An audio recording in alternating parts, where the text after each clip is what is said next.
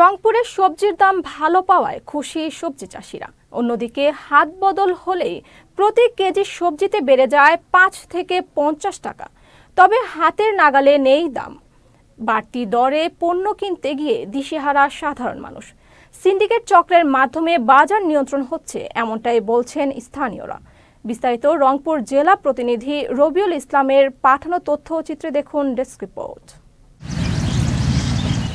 শীতকালীন সবজি ভালো ফলন ও বাজার দর ভালো হওয়ায় খুশি রংপুরের সবজি চাষিরা। এরই মধ্যে উঠতে শুরু করেছে শীতকালীন শাকসবজি।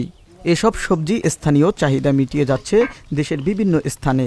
ভালো দাম পাওয়ায় সবজি চাষের আগ্রহ বাড়ছে কৃষকদের। ফুলকপি করছি ১ বিঘে, পাতাকপি 10 কাঠা। বাজার ভালো পাচ্ছি ১৮০০, ২০০০, ১৬০০, মোটামুটি এবার ভালোই পোষাচ্ছে। টমেটো আবাদ করছি, সিম আবাদ করছি, তারপরে ফুলকপি আবাদ করছি। ১ লাখ টাকা লাভ আসবে মনে করো, যে খরচ তামান বাদ দিয়ে। পেঁয়াজের যে জমিতে লাগাইছি ওই সময় আমাদের কিনতে অনেক টাকা পড়ছিল এলসি না থাকার কারণে। তো সেই হিসাবে এখন যে হারে এলসি আসতেছে সেই হারে আমাদের পেঁয়াজের দাম একটু কম। আমি লাউ আনছি না, লাউ আমি ৩০ টাকা করে বিক্রি করব পিস। কিনা আছে ৬৫ টাকা, খরচ দিয়ে বলছে আমার ৬৬ টাকা, আমি বিক্রি করতেছি ৬৮ টাকা। হলো মরিচ নিয়ে আইছি, আমি কেজি ৫৫ টাকা করে চাইছি, ৫৫ টাকায় বিক্রি হয়েছে। রংপুরের বেশ কয়েকটি বাজার ঘুরে দেখা যায় সব সবজিতে সয়লাভ বাজার, কিন্তু হাতের নাগালে নেই দাম। বাড়তি দরে পণ্য কিনতে দিশেহারা সাধারণ মানুষ। সিন্ডিকেট চক্রের মাধ্যমে বাজার নিয়ন্ত্রণ হচ্ছে, এমনটাই বলছেন স্থানীয়রা। তারা বলছেন ফুলকপি কৃষকের কাছ থেকে ব্যবসায়ীরা ৩৫ টাকায় প্রতি কেজি কিনছেন, আবার সেই ফুলকপি ক্রেতাদের কিনতে হচ্ছে ৫০ থেকে ৬০ টাকায়। এখন বীজ আলু কেনার জন্য আইছিল ৮০ টাকা, ৯০ টাকা, ৯৫ টাকা কেজি, এইরকম চলতেছে বাজার।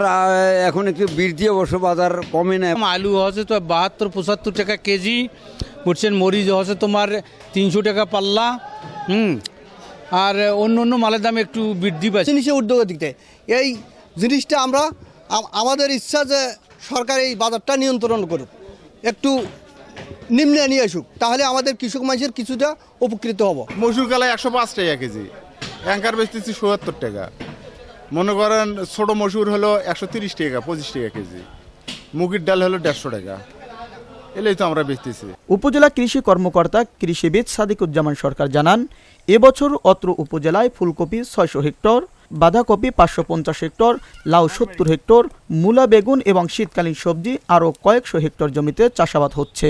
কৃষক এখন উদ্বুদ্ধ এবং সচেতন। তারা জৈব বালাইনাশক, বিশেষ করে আমাদের ইস্পাহানি, তারপরে অন্যান্য যে কোম্পানিগুলো রয়েছে রসুল অ্যাগ্রো, এই ধরনের প্রোডাক্ট ব্যবহার করছে।